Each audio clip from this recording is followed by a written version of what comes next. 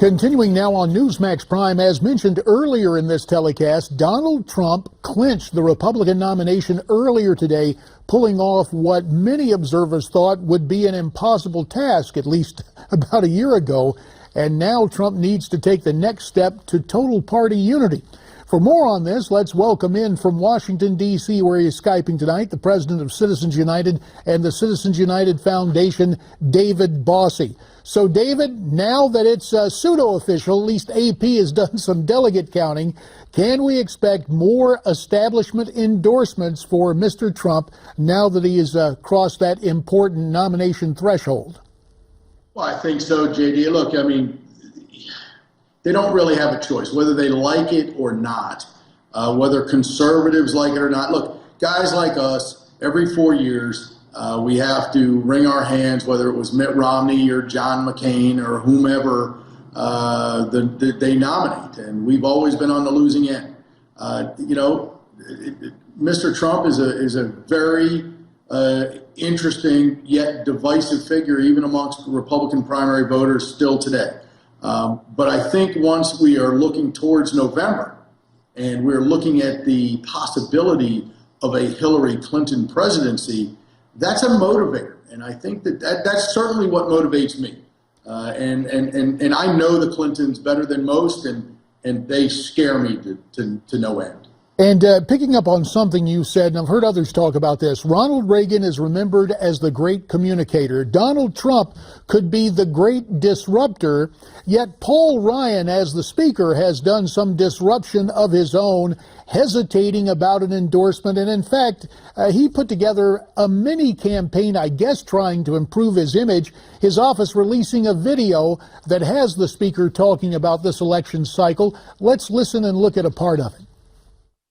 I've not seen the kind of bitterness in our just politics like we have today. And I got to say, I think it's both sides. It's not, I'd love to say it's just Democrats, but it's not. It's both.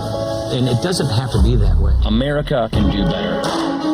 This anxiety has got to be channeled and dealt with solutions instead of just amplified and accelerated and exacerbated. I look at that video, David. It just screams to me presidential campaign that wasn't, or positioning for 2020. If he got with some conservative principles like enforcing the border instead of going out with Luis Gutierrez and the like, he might have a leg to stand on. But this guy, is he going to get the message, or is his speakership in danger? As a conservative, I've always watched over the many years that Paul Ryan's been there as though he is somebody who is one of us. Obviously, with this last year, almost 7-8 months of the speakership, we're deeply concerned, obviously. We want Speaker Ryan to hear us. When he says things like that, and just yesterday, I believe there was the bill that they allowed the Democrats to attach the gay and lesbian so-called transgender bathroom bill. Why Paul Ryan is allowing these things to happen under his speakership is outrageous. Why that would get to the floor? You know what's going on? Paul spells conservative with a K, as in K Street, like Boehner before. I mean, look, there's a place for advocacy, but right now he is leading with his K Street chops, and it ain't resonating with America. Now, David, got to switch back to Donald Trump. Trump was out in California campaigning, shows up with Jimmy Kimmel on Jimmy Kimmel Live on ABC. He was asked about his new fundraising alliance with the RNC, the Donald saying the majority of that money would go to congressional candidates, but then he added this. Listen.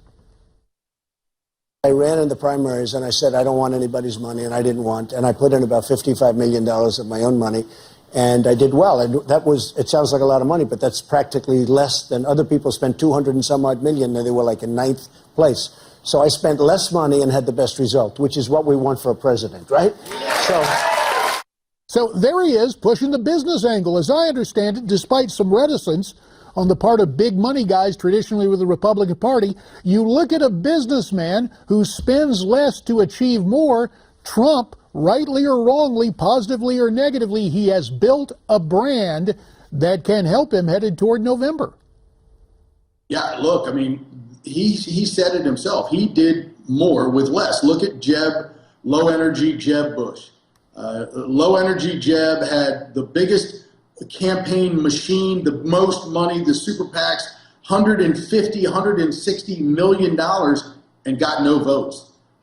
Donald Trump had very little money, outside money. He self-finances. He has virtually a skeleton staff, and he has the most votes. It's because he has a message. He has a message of conservatism that resonates with Americans.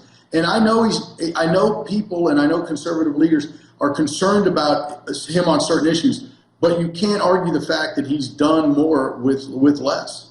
David Bossie, always doing a lot with his considerable intellect and powers of analysis tonight from Washington. Thanks, David. Thanks for having me.